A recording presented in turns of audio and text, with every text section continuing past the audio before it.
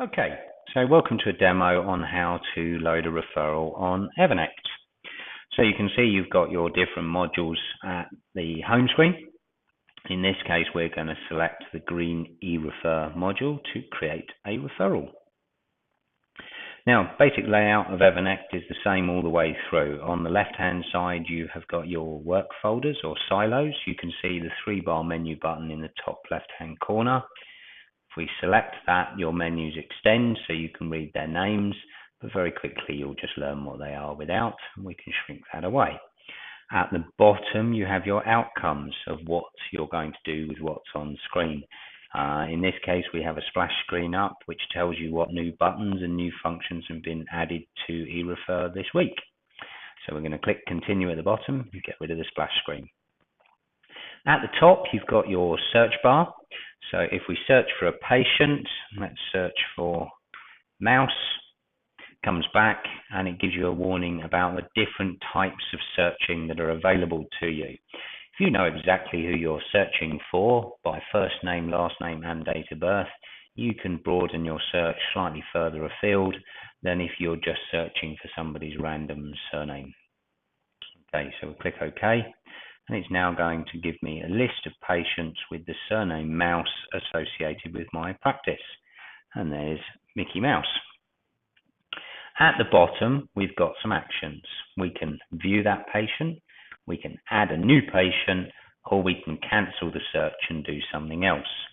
In this case, I'm going to view the patient. Okay, when you view a patient, you have their key demographic data at the top, so date of birth, age, gender, home address, what GP surgery they're registered to, etc.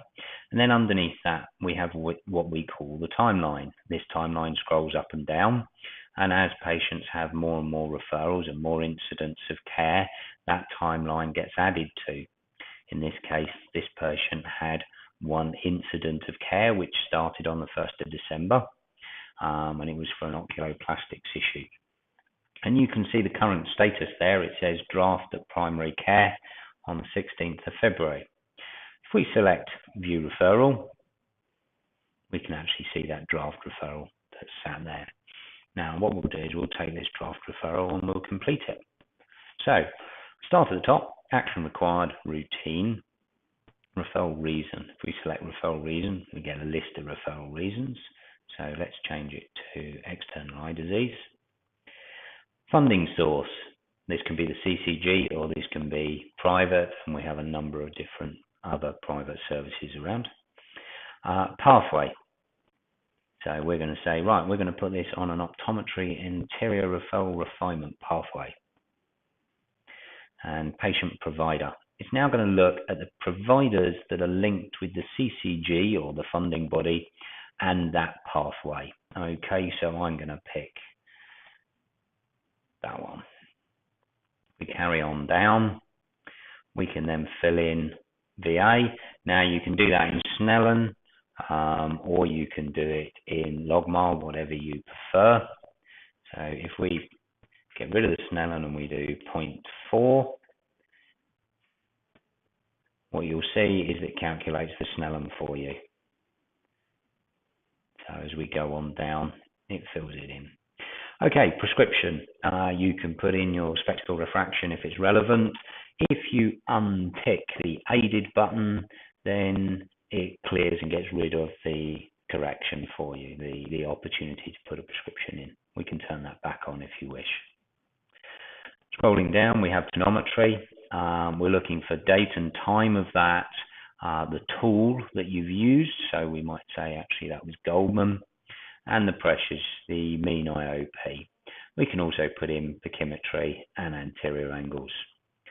Going on down, we've got the CD ratio, and then we can also put in depth,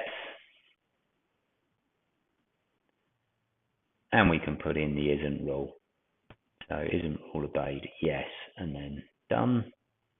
Isn't rule obeyed? No. Done. Then we can write in the current medications. So we could take out what somebody's put in here and put lots. Equally, we can tick no relevant medication. Obviously, it gives me a warning that if I tick that, it's going to clear what I'd written in the box. Carrying on down, your observations. It's pretty self-explanatory. You type free whatever notes you like. We then have the ability to attach. So we can add an attachment. You see the button quite clearly there, add attachment, and then it opens, in this case, my iPad photo album. I'm going to go to the camera roll, and what I might have done is I might have taken a photograph of the fields plot. There it is, done.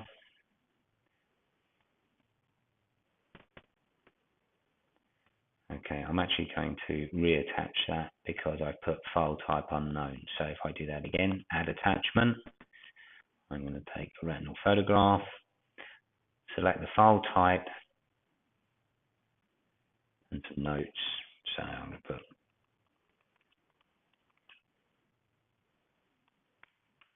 retinal photo, done. Okay, carrying on down through the referral, we've got some disclaimers here. So you're confirming that you've read the disclaimer. We can view that disclaimer if you wish. It basically says that we need to know who the patient is, and you're agreeing that you are going to obtain the patient's name, date of birth, etc. accurately, and that you're using this in alignment with the Data Protection Act, soon to be GDPR. Okay, now at the bottom we've got a bunch of options of what we're going to do. We can submit the referral. We could send the referral to the GP. So you might want to send your undiagnosed diabetic to the GP.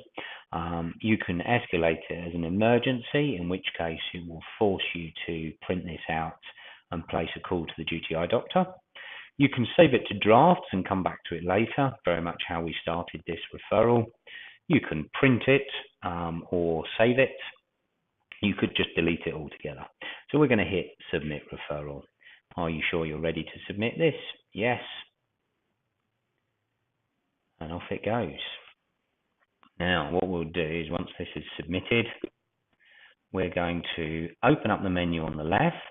You can see recently submitted. So if we select recently submitted, we can have a look at the referrals you've submitted as a clinician. And the joy about this is if we highlight one from the grid, we can then select view referral at the bottom, and we can see a current referral that's already in for this patient. If I show you a different way of getting to this same patient, so we'll go to the search at the top and we will look for Mr. Malone.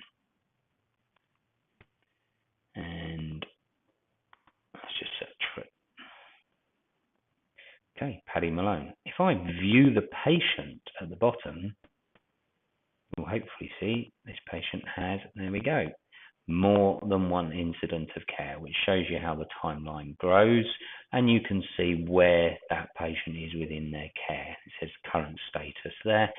This one's for reviewer admin, but it could be with HES, it could be pending an appointment at a community provider. It could be any number of things. And if we select any one of those referrals, if you're a stakeholder in this patient's care, then you can see the additional pages of record card being added to that patient. So if we come out of this, and at any time we can select, you can see right at the top the picture of a house. If you select that, you'll come back to the very beginning. So there we go. That is a demo of how to load a referral. Thanks very much.